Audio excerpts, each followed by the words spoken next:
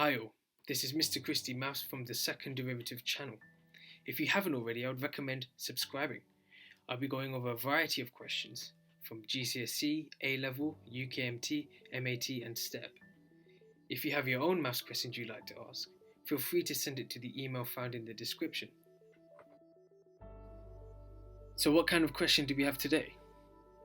Well, this one is taken from the MAT 2019 paper. It is C from the multiple choice side. And as you can see, we have a function y equal to sine squared x plus sine to the power 4x plus sine to the power 6x plus sine to the power 8x and on and on and on. And what the question is requiring you to do is find out which one of these graphs represents that function y. If you would like to have a go at this question, pause the video here. Now there's more than one way to do this kind of question. So if you do use an alternative method, I would like to know in the comment section below. If you use the same method as well, I would like to know that also. So what I first notice is that my function looks like a series. And what I mean by series is a collection of terms with a relationship from one term to the next being summed together, being added together. And this is a special kind of series, which is an infinite series. And knowing that this test is based on A-level knowledge, I know that the type of series it could be is an arithmetic series or a geometric series.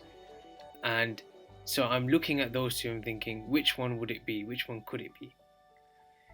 Well, to get from one term to the next term, I need to be able to recognize that I'm multiplying by the same thing, sine squared x. And you should know that a geometric series has a common ratio or a common multiplier from one term to the next. So this is a geometric series. And in this geometric series, we can see that a is equal to the first term, which is sine squared x. And r is also equal to sine squared x because it's the multiplier from one term to the next. And because I have infinitely many terms, I'm looking at the geometric sum to infinity, which is a over 1 minus r.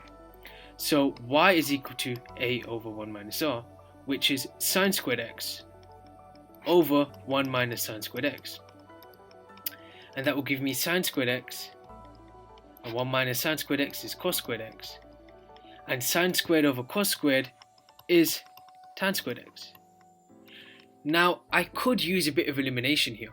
So I could plug in numbers and see which one is the right one. I mean, I am squaring a function, so it's going to be positive for y, at least 0 or more.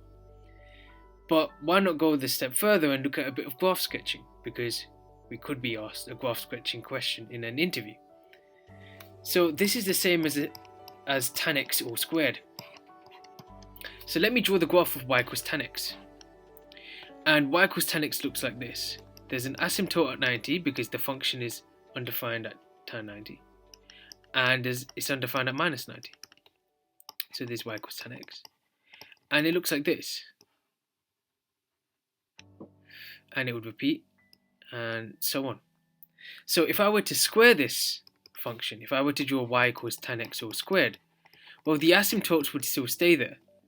But this branch of the graph would come up like this. It would be a bit sharper, right? Be like this, and this part would come back up like this, and you can see immediately that my answer is going to be D. Now you could have done it as in if I plug in 90, it's undefined, and so the only one that's undefined at 90 is this one and also this one. But of course tan of 0 is 0, and this one is at 1 and this one is at 0, and so the final answer would be this one here.